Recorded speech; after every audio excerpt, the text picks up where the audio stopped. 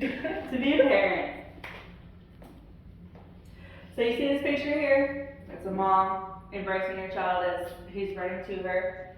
Doesn't that picture represent like the best feeling ever? Even if you don't have kids, maybe one day you will. And maybe you've seen the movies where they come and embrace and you're like, oh, that'll be me one day. So parenthood. Me, I'm a mom of 5. I do only have one with me right now, but I love her to pieces. I've taken many parenting classes, and with each new child you learn all over because each child is different. So how about you? Do you have kids? Do you want kids? Do you have maybe some nieces and nephews? Either way, you still have to lead them. And you can help lead other kids around, like in ministry or even teaching. My name is Samantha Gorman. For the next few minutes, I would like to bring you into the world of parenthood, where you can be the best parent that you can be while letting your child be the best kid that they can be and live their best life. With guidance, of course. So what makes a parent is what we're going to go over. We're also going to go over, are there good and bad kids? And we're also going to go over how you can be the best parent and let your kid live their best life too. So, what makes a parent? Biological versus adoptive versus step parent. Are they still the parent? Just because you're blood doesn't mean that you're the parent. Just because you birthed the child doesn't mean that you're that child's parent.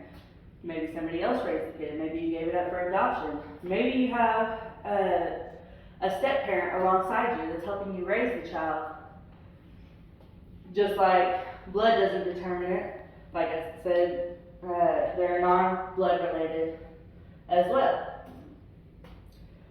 So there's controversy out there over gentle parenting versus not so gentle parenting, spanking and the like. So you can either be too aggressive, you can be too permissive, or you can find that sweet spot, which that sweet spot is kind of really hard to hit. I know that well. But it is possible. Parenthood is such a blessing though. So why do we always focus on the stressful parts? Nothing in life is easy, whether you're at a job or you're teaching or even down to just doing the chores. Nothing in life is easy. And if it is easy, it's most likely not worth it. So my suggestion would be to focus on the moments, the little moments, the precious moments in your child's life. Because if we always look at the stress, then we'll always be stressed. And that's with anything. Being a parent means to have unconditional love. Being a parent means to guide your child along, whether it's in their temper tantrums or if it's helping them through their school days, helping them with homework. You gotta guide them. You gotta help them with their peers as well. If something's going on at school or even in the home between siblings, they're fighting, you still have to guide them in a loving way. And again, you gotta find that sweet spot. You gotta accept to learn through the process of raising your child, and you also have to trust the process of raising your child because sometimes it can get a little iffy. So now that we've talked about what makes a parent, let's talk about, are there good kids and bad kids? As you can see, there's a kid right there that's, loving on the tree hugger, and then you got the quote-unquote bad kid that's kicking the tree over. So throughout life, we hear our parents saying, oh, you're being bad, that's bad. Or don't act that way, you're bad. Well, honestly, were they really bad, or are they just misunderstood? Is there things going on in life, or are they just rebelling because that's what kids do? I've actually gone to many counselors throughout my life, from childhood on up, and then whenever in an adulthood I've come to the Lord and I've come to realize that there's actually a lot more things that goes on in a child that other people might see as, oh, they're being bad or oh, they're being good, but really it has to do with, it could be outside influences happening, there could be inward battles within themselves, there could be troubles in the home which cause insecurities, instability, like if you're a family that moves a lot. I know I was. All of this kind of brings up a rebellion along with a lot of other things that happen in life. So overall, each kid is very different, and each kid is going to react to different things differently because they have their own makeup in their mind. We can't just say, oh, this kid should be like my other kid, but they're not. So like I said, I was a bad kid, and most of my family let me know it. And yes, I did act out, but however, being told that all the time really kind of did a toll on me.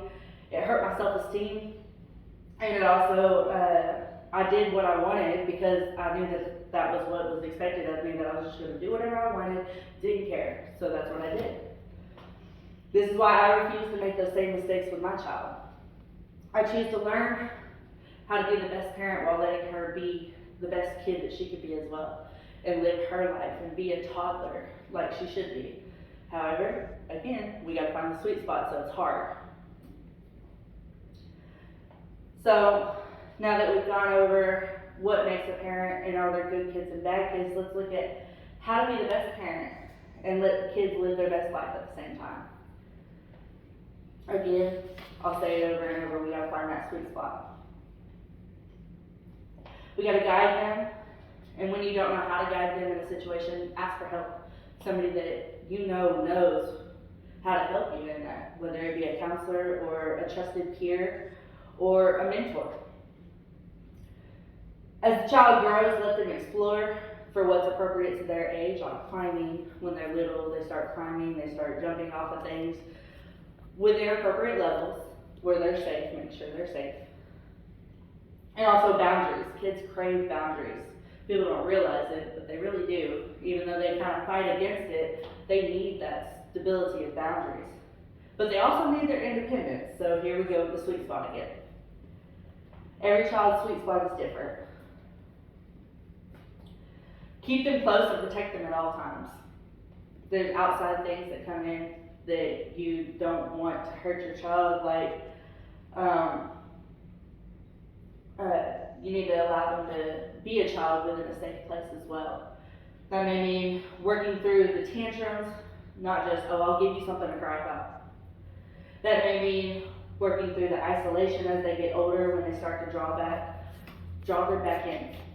That could also mean explaining what seems to be the stupidest question over and over and over. Because to them, they're still learning, and you have to let them learn. And they also teach us too, in them learning. Be open to changing your ways and your perspectives. Be open to really seeing who they are and being able to work with that. Think like a kid. What was you wanting out of your parents? Was you wanting more love, more time, more affection?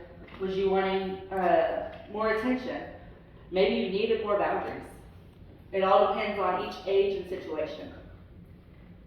And again, each age has different stages, and each stage is different for every kid. Some may hit it earlier than others. Now, let's imagine your children when you're older and you're reminiscing and they're all around you and they're talking about their childhood and how you made them feel and how much they love and appreciate you, how much you did for them. It's the greatest gift to know that you did all that you can for them before you have to go home to heaven. And it's the greatest gift to have been there for them through it all. And it's even better that you might see them on the other side. Because you instilled in them how to live their life within boundaries and live their best life too. So that was how to be a parent. And I hope you enjoyed this, and I thank you so much.